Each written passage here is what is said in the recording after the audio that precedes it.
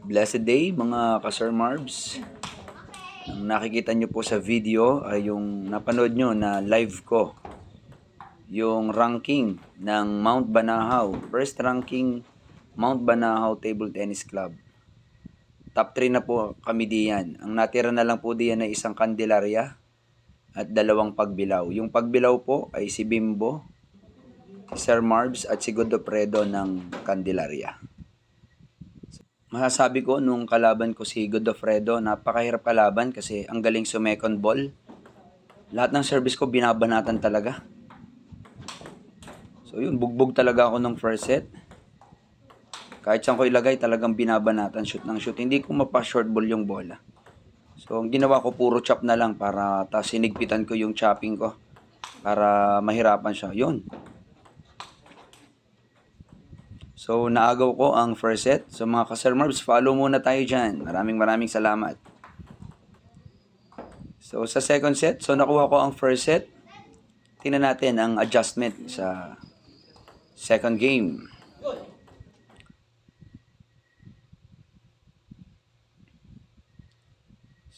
So, tingnan nyo po yung chopping na yan. Grabe, bigat to. Talagang buhat na siya pero 50% lang ng net. Dito medyo naging kumpiyansa na ako sa service ko. Medyo napaigsi ko na siya. Ang hirap kapain eh. At medyo nalamnan ko na siya. Yon, medyo talagang nakakalason yung long pips. Pero may mga panahon na basang-basa niya.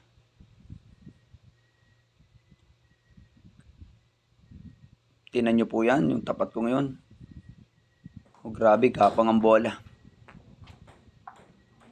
So yun, nagkaroon na ng variation mga service ko. Nagkaroon ako ng kumpiyansa pero umaatake pa rin talaga siya eh. Tingnan mo yung mga atake niya. Wow, what a forward from Godofredo. Another chopping. Nabasa niya. Another chopping. Pung, laglag. Grabe oh. Suot sa ilalim ng net. Pero nalalason din ako ng long pips niya. Napapaawas niya din ako. Galing pumarward. Grabe oh, 2 sunod. Huli ako.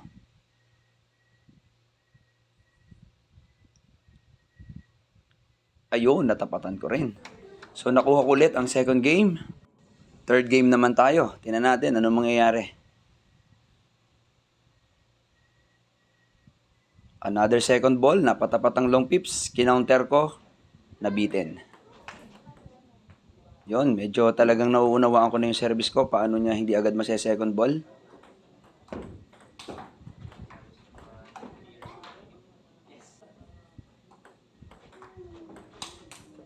And as mas maganda sa panahon ngayon, wag lang tayong umaasa sa pips natin. Dapat modern defender tayo kasi mahirap na. Bubugbugin ka na ng kalaban mo ngayon pag puro long pips ka lang. Dapat maagaw talaga tayo ng atake. Hanggat maaari. Grabe namang second ball yon.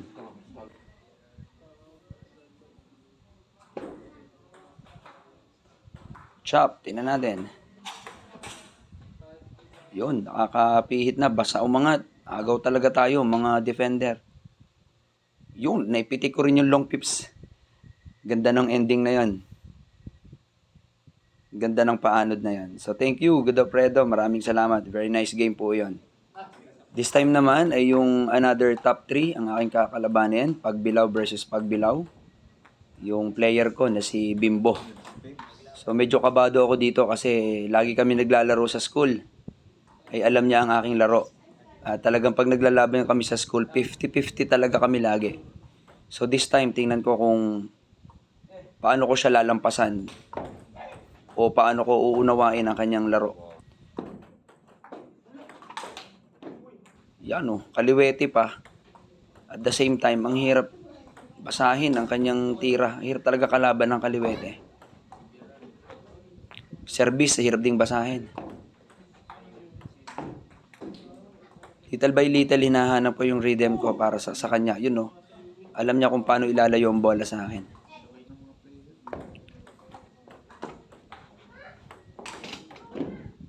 Grabe, haba ng katawan, no? Inilayo ko na.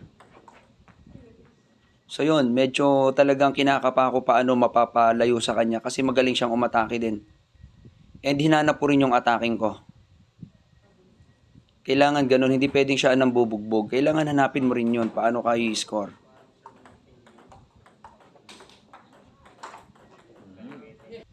So yun, nakuha ko na yung hagpos sa long pips para talagang hindi niya basta matake.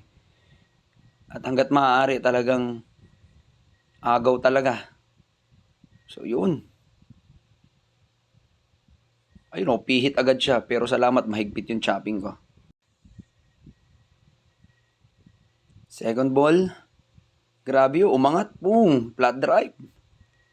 Lason talaga yung pips. Akala niya may laman, umangat tuloy, walang laman. So yan, tingnan nyo kung paano ko umabang sa ilalim ng mesa. Grabe, rally namin sa long pips. Pinorward niya, umawas, nawala ng laman. Grabe ano?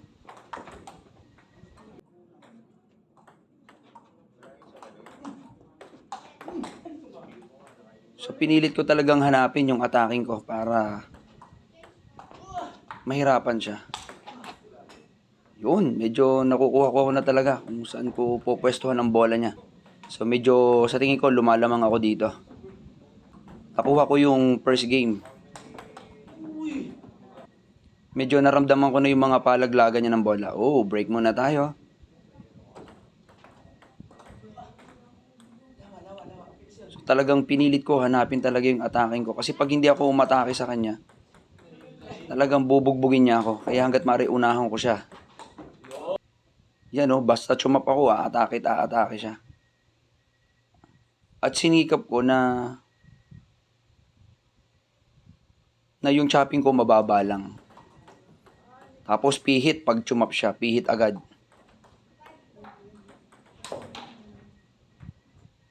Yung talagang agaw.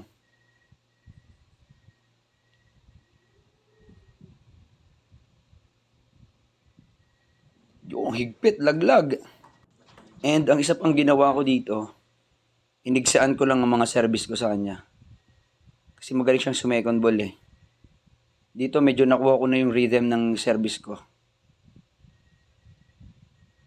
So yun, talagang patibayan din. Wow, nice paikot. Alam na alam niyang basahin yung aking long pips. Pero yun, ganda yata hagpos ko doon. Laglag na naman. And aga ulit. Kaso timo yung ginawa niyang yan. Boom!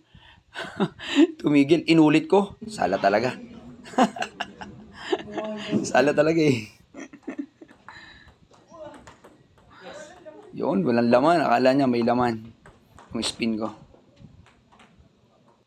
Humabol siya dyan, 10-9. Pero timo yung nangyari. Sorry, Bimbo.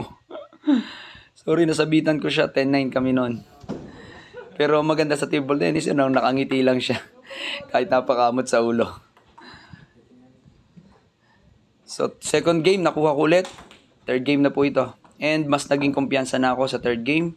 Kasi sabi ko, 2-0. Itotodo ko na yung laro ko. Kasi 2-0 na eh. Sabi ko, may lakas pa naman ako. Itotodo ko na yung galaw ko. Baka mahirap na pag naagawan pa ako. Kaya yan, talagang naging accurate na yung mga tira ko. Mas gumanda yung footwork ko. And yung pwestuhan ko sa bola, mas gumanda na. Sabi ko, hanggat maaari, akin na ito. Kasi kilala ko yung player kong yan. Pag nakahanap yan ng butas sa'yo, sasamantalahin ka niyan. Naiatake ko na rin, pati long pips ko. So yun, naibabalik ko na halos sa mga bola. Yun pa. Nag-bonus pa sa akin, tumama sa paghagis niya, na-block ng kanyang racket. Medyo gulo na rin kasi ang utak niya kasi halos nakuha ko na lahat ng rhythm. So yan po ang nangyari. Maraming salamat sa lahat ng sumubaybay. God bless!